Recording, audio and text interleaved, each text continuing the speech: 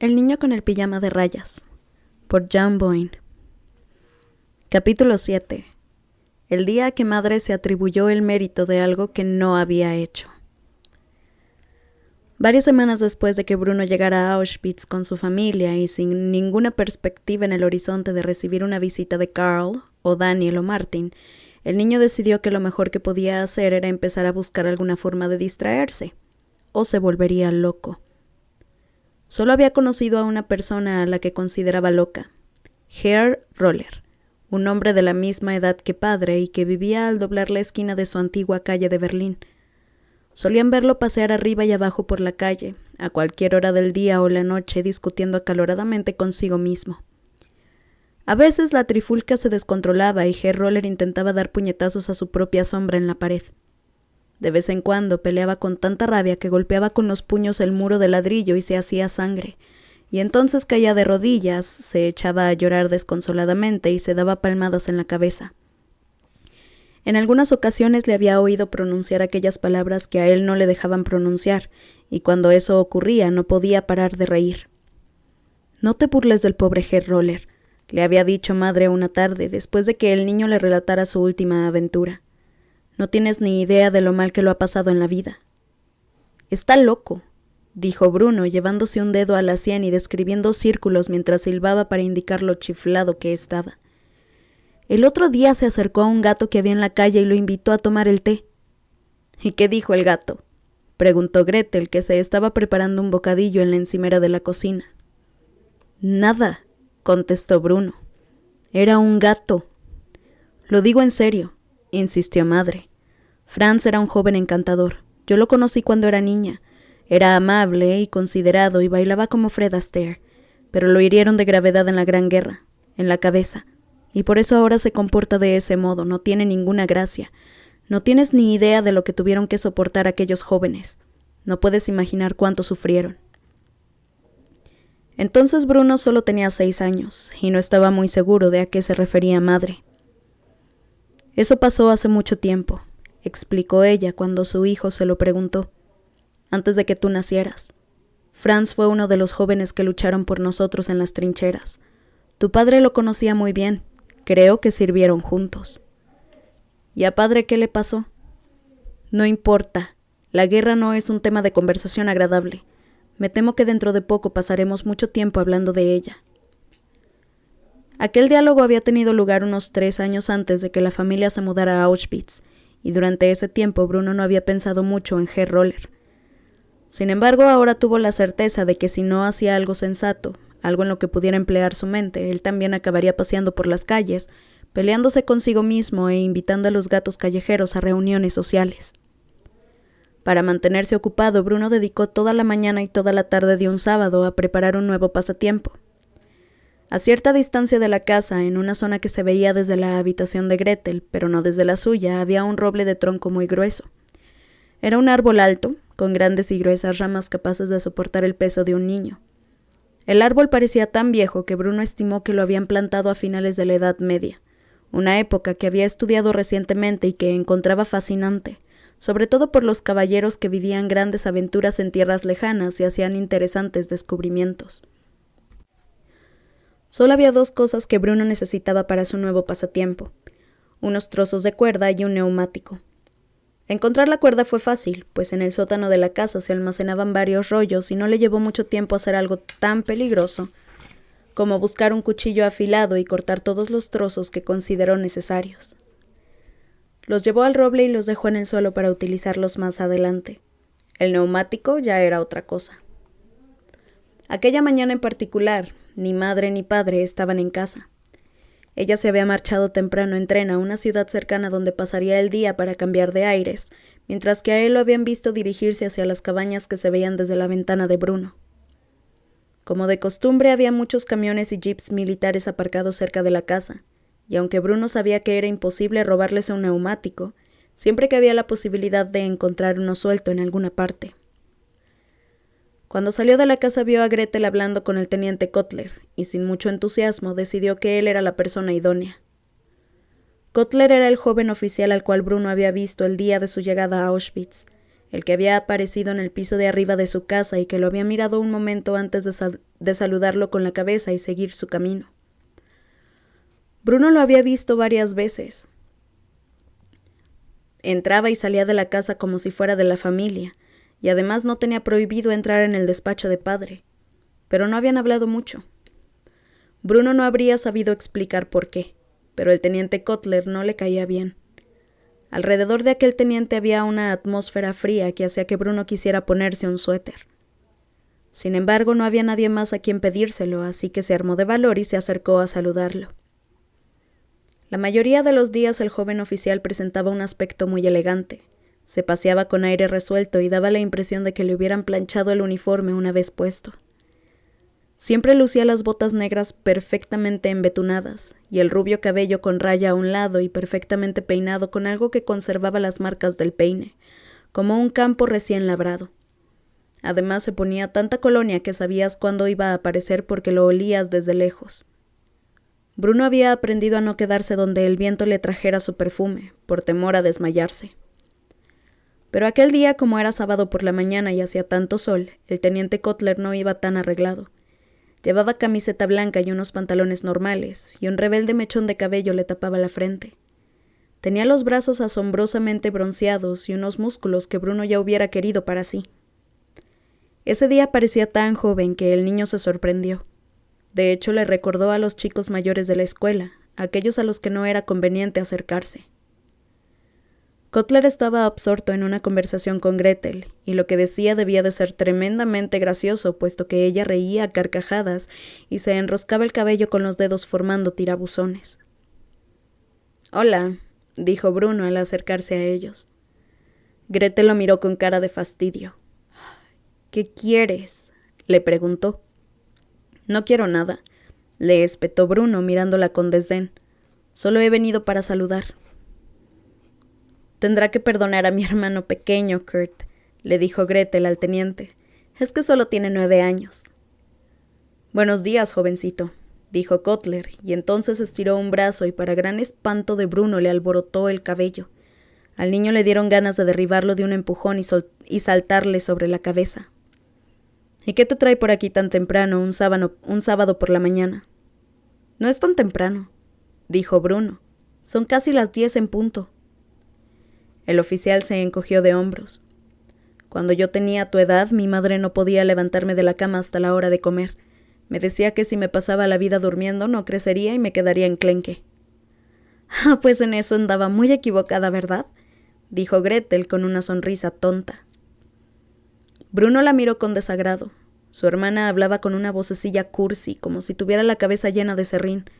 Estaba deseando alejarse de ellos y quedar al margen de su conversación, pero debía anteponer sus intereses, que lo obligaban a pedir al teniente Cutler lo inconcebible. Un favor. «¿Puedo pedirle un favor?», preguntó. «Adelante», dijo Cutler, y Gretel rió otra vez, aunque no había nada de qué reír. «¿Sabes si hay algún neumático de recambio por aquí? ¿De alguno de los jeeps, quizá? ¿O de algún camión, uno que ya no utilicen?» «El único neumático de recambio que he visto últimamente por aquí es el del sargento Hofschneider, y lo lleva siempre alrededor de la cintura», contestó Cutler mientras sus labios esbozaban algo parecido a una sonrisa. Aquello no tenía ningún sentido para Bruno, pero a Gretel le hizo tanta gracia que empezó a sacudirse como si bailara sin moverse del sitio. «Pero, ¿lo utiliza o no?», preguntó Bruno. «¿El sargento Hofschneider? Sí, me temo que sí. Le tiene mucho aprecio a su neumático de recambio». «Basta, Kurt», dijo Gretel secándose las lágrimas. «¿No ve que no lo entiende? Solo tiene 9 años». «¿Quieres hacer el favor de callarte?», replicó el niño mirando con fastidio a su hermana. Ya era bastante penoso tener que pedirle un favor al teniente. Solo faltaba que su propia hermana se burlara de él en ese momento. «Tú solo tienes 12 años», añadió. «Deja de fingir que eres mayor de lo que eres». «Tengo casi 13 años, Kurt», dijo Gretel con brusquedad, el semblante demudado. «Los cumpliré dentro de 15 días. Soy una adolescente, como usted». Cutler sonrió y asintió con la cabeza, pero no dijo nada. Bruno lo miró a los ojos. Si hubiera tenido delante a otro adulto, habría puesto los ojos en blanco para dar a entender que ambos sabían que las niñas eran tontas y las hermanas tremendamente ridículas. Pero aquel no era cualquier adulto. Aquel era el teniente Cutler. «Bueno», dijo Bruno, ignorando la mirada de rabia que Gretel le dirigía. «Aparte de ese, ¿hay algún otro sitio donde pueda encontrar un neumático desechado?» «Claro que sí», dijo el teniente, que había dejado de sonreír y de pronto parecía estar aburriéndose con todo aquello. «¿Pero para qué lo quieres?» «Quiero construir un columpio. Ya sabe, con un neumático y cuerda colgado de las ramas de un árbol». «Ah, ya». Cutler asintió con la cabeza, como si para él aquellas cosas solo fueran recuerdos lejanos, pese a que, como Gretel había señalado, él tampoco era más que un adolescente. «Sí, yo también me hacía columpios cuando era pequeño. Mis amigos y yo pasamos tardes estupendas jugando con ellos». A Bruno le sorprendió tener algo en común con él, y más aún saber que el teniente Cutler había tenido amigos. «Así pues, ¿qué le parece?», preguntó. «¿Hay alguno por aquí?». Cutler lo miró fijamente, como si vacilara entre darle una respuesta directa o intentar alguna chanza más. Entonces vio a Pavel, el anciano que por las tardes acudía a la cocina a pelar las hortalizas para la cena, antes de ponerse la chaqueta blanca y servir la mesa. Se dirigía hacia la casa y por lo visto se decidió. «¡Ey, tú!», gritó y añadió una palabra que Bruno no entendió. «Ven aquí». Dijo la palabra otra vez y su áspero sonido hizo que Bruno desviara la mirada y se sintiera avergonzado de formar parte de aquella escena. Pavel fue hacia ellos y el joven oficial le habló con insolencia, pese a que podría haber sido su nieto. «Lleva a este jovencito al almacén que hay detrás de la casa. Amontonados junto a una pared verás unos neumáticos viejos. Que elija uno y tú se lo llevas a donde él te diga. ¿Has entendido?». Pavel sujetó su gorra con ambas manos y asintió, agachando la cabeza más aún de lo que habitualmente la agachaba. «Sí, señor», respondió en voz baja, casi inaudible. «Y después, cuando vuelvas a la cocina, asegúrate de que te lavas las manos antes de tocar la comida, asqueroso». El teniente repitió aquella palabra que ya había empleado 2 veces, y al hacerlo escupió un poco. Bruno miró a Gretel, que había estado contemplando embelesada los reflejos del sol en el cabello de Cutler, pero que en ese momento parecía un poco incómoda como su hermano. Ninguno de los dos había hablado con Pavel hasta entonces, pero era muy buen camarero, y según padre, los buenos camareros no abundaban. «Ya puedes irte», dijo el teniente. Pavel dio media vuelta y guió a Bruno hasta el almacén. De vez en cuando el niño miraba hacia atrás, a su hermana y al oficial, porque sentía el impulso de volver allí y llevarse a Gretel, pese a que era una pesada y una egocéntrica, y la mayor parte del tiempo se mostraba cruel con él. Pero no le hacía ninguna gracia dejarla sola con un individuo como el teniente Cutler. Desde luego no había forma de disimularlo. El teniente Cutler era sencillamente repugnante. El accidente se produjo 2 horas después de que Bruno hubiera encontrado un neumático adecuado y Pavel lo hubiera arrastrado hasta el gran roble que se veía desde la ventana de Gretel. Bruno había trepado y bajado, trepado y bajado, y trepado y bajado por el tronco para atar bien un extremo de las cuerdas a las ramas y el otro al neumático. Hasta ese momento toda la operación había sido un éxito rotundo. Él había construido un columpio similar en otra ocasión, aunque con la ayuda de Carl, Daniel y Martin. Ahora lo estaba haciendo solo, lo cual comportaba que la operación resultara mucho más arriesgada. Y sin embargo lo consiguió. Por fin instalado en el centro del neumático, empezó a columpiarse como si no tuviera ni una sola preocupación, sin importarle que fuera uno de los columpios más incómodos en que se había sentado jamás. Luego se tumbó boca abajo sobre el neumático y se dio impulso con los pies contra el suelo. Cada vez que el neumático se balanceaba hacia atrás, Bruno alcanzaba a tocar el tronco de un árbol con un pie, lo que le permitía impulsarse para elevarse más rápido y más alto. Aquello funcionó muy bien hasta que de pronto resbaló del neumático justo cuando intentaba darse un nuevo impulso y cayó de bruces al suelo, produciendo un ruido sordo. Todo se volvió negro, pero al punto recuperó la visión y se incorporó. En ese momento el neumático oscilaba hacia atrás y le golpeó la cabeza. El niño soltó un grito y se apartó de su trayectoria. Cuando por fin logró ponerse en pie le dolían mucho un brazo y una pierna, pues había caído sobre ellos aunque no creía que los tuviera rotos. Se miró la mano y vio cubierta de arañazos, y en el codo se había hecho un buen rasguño. La pierna le dolía más que el brazo, y cuando se miró la rodilla, que asomaba justo por debajo de sus pantalones cortos, vio un ancho corte que parecía estar esperando a que Bruno lo descubriera, pues en ese instante la herida empezó a sangrar profusamente. «¡Vaya!», exclamó Bruno y se preguntó qué debía hacer. Pero no tuvo que preguntárselo mucho rato, ya que el roble donde había construido el columpio estaba en el mismo lado de la casa que la cocina, y Pavel, que se encontraba junto a la ventana pelando patatas, había visto el accidente. Cuando el niño levantó de nuevo la cabeza, vio a Pavel corriendo hacia él, y entonces se sintió lo bastante seguro para abandonarse a la sensación de mareo que lo embargaba. Estuvo a punto de caerse, pero esta vez no llegó a tocar el suelo porque Pavel lo sujetó. «No entiendo qué ha pasado», balbuceó. «No parecía peligroso». «Te elevabas demasiado», dijo Pavel en voz baja. «Te he visto. Estaba pensando que en cualquier momento te harías daño». «Y vaya que me lo he hecho», dijo Bruno. «Sí, eso parece». Pavel lo llevó en brazos por el jardín hacia la casa. Entró en la cocina y lo sentó en una silla. «¿Dónde está madre?», preguntó Bruno, mirando alrededor en busca de la primera persona a la que siempre recurría cuando tenía un problema. «Me temo que tu madre todavía no ha regresado», dijo Pavel, que se había arrodillado delante de Bruno para examinarle la rodilla. «Solo estoy yo». «¿Entonces qué va a suceder?». Le entró un poco de miedo, una emoción que quizá le provocaría el llanto. «Podría morir desangrado». Pavel rió un poco y negó con la cabeza. «No vas a morir desangrado», le aseguró acercando un taburete y puso la pierna de Bruno encima. «No te muevas, ahí hay un botiquín». El niño observó cómo tomaba el botiquín verde de un armario y llenaba un cuenco con agua, probándola primero con el dedo para asegurarse de que no estuviera demasiado fría. «¿Tendrán que llevarme al hospital?», preguntó Bruno. No. Pavel se arrodilló de nuevo a su lado, mojó un paño en el agua del cuenco y se lo aplicó con cuidado en la rodilla. Bruno hizo una mueca de dolor pese a que en realidad no le dolía demasiado. «Solo es un pequeño corte, ni siquiera necesitarás puntos».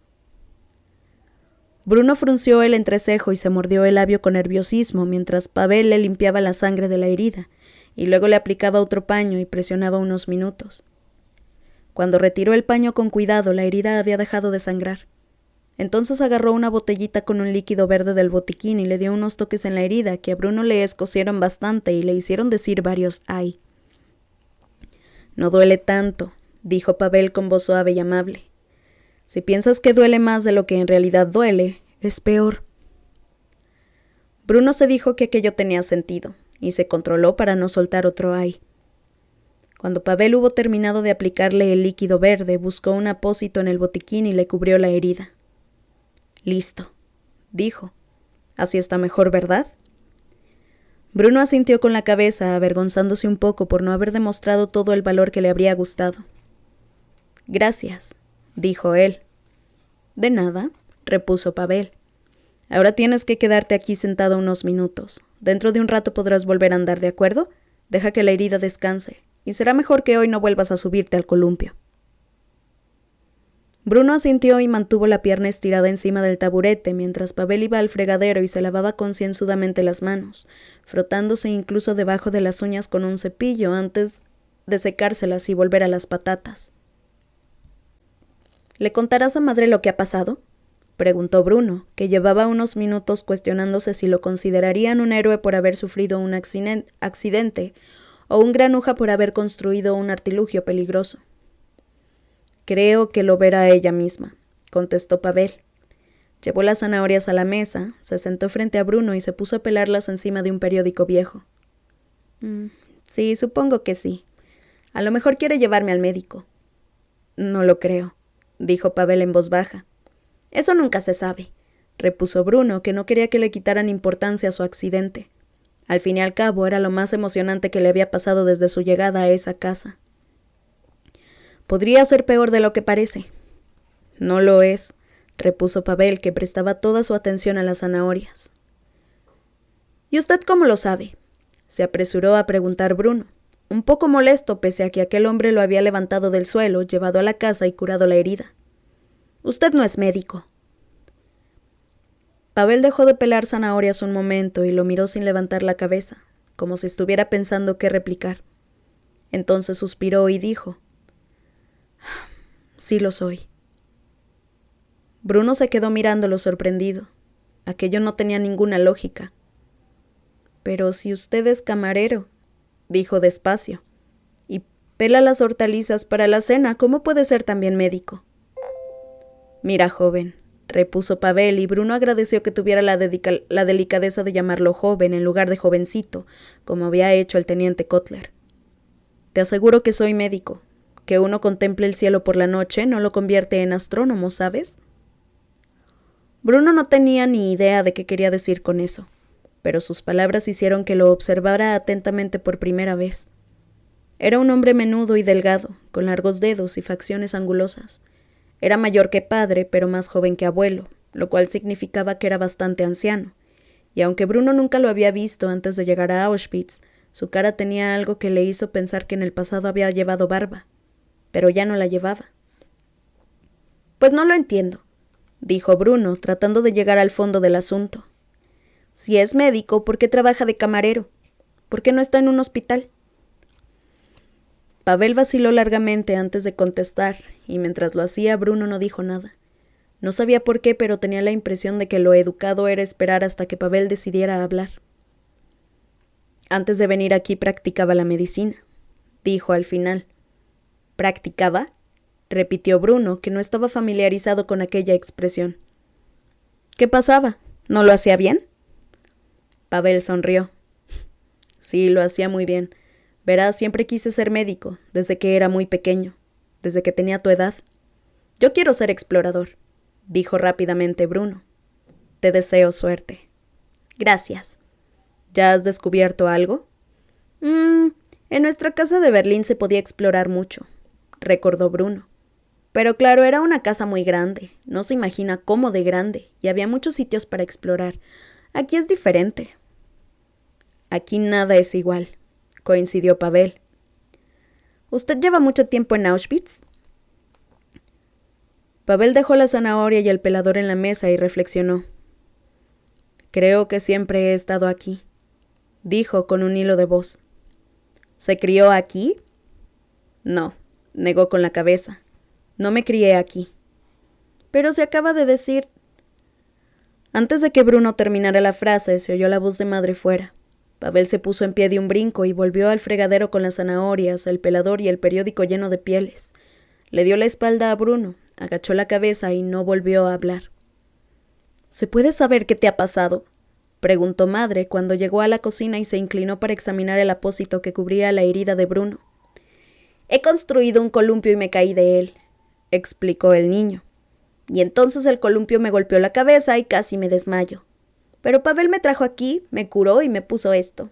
Aunque me escocía mucho, no he llorado. Ni una sola lágrima, ¿verdad que no, Pavel?».